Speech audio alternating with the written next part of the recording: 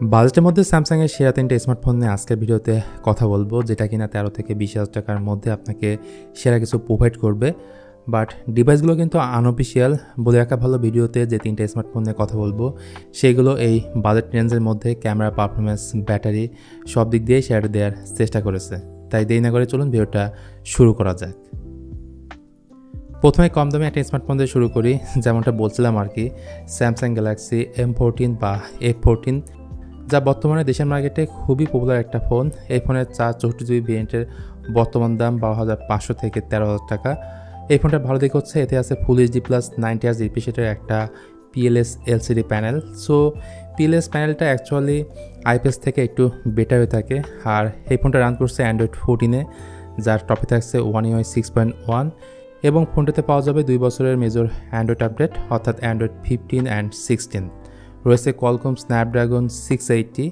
এই প্রসেসরটা খুব বেশি হিট জেনারেট করে না। ইভেন এই ফোন দিয়ে PUBG, কল অফ ডিউটির মতো হাই গ্রাফিক্স গেমগুলো ইজিলি খেলতে পারবেন।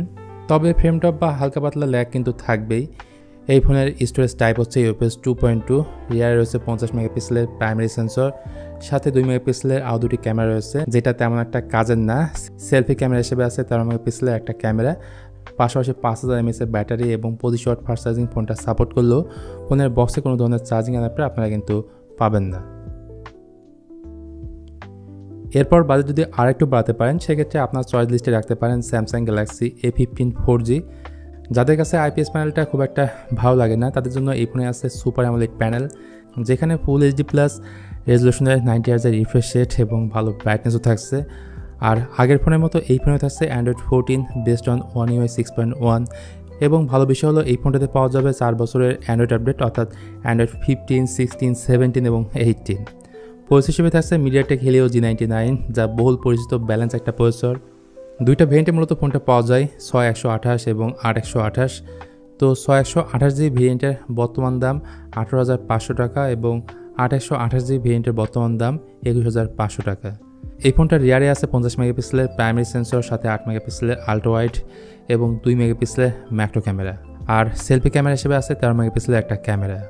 পাশাপাশি 5000 mAh ব্যাটারি এবং 25 ওয়াট ফাস্ট চার্জিং ফোনটা সাপোর্ট করলেও ফোনের বক্সে কোনো ধরনের চার্জার অ্যাডাপ্টার আপনারা কিন্তু পাবেন না।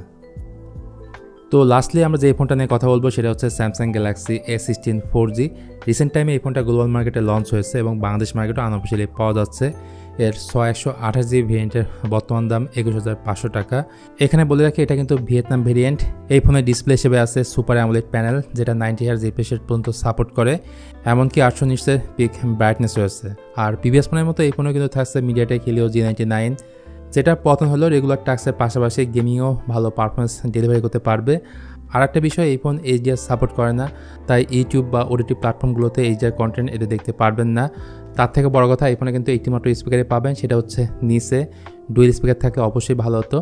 এই ফোনে থাকছে Android 14 based on One UI 6.1, এবং ফোনটাতে 6 বছরের অ্যান্ড্রয়েড আপডেট পাওয়া যাবে, যেটা এই ফোনের জন্য সবথেকে বড় এক্সট্রা প্লাস পয়েন্ট। এই ফোনটার রিয়ারে আছে 50 মেগাপিক্সেলের প্রাইমারি সেন্সর, 5 মেগাপিক্সেলের আল্ট্রা ওয়াইড এবং 2 মেগাপিক্সেলের ম্যাক্রো ক্যামেরা।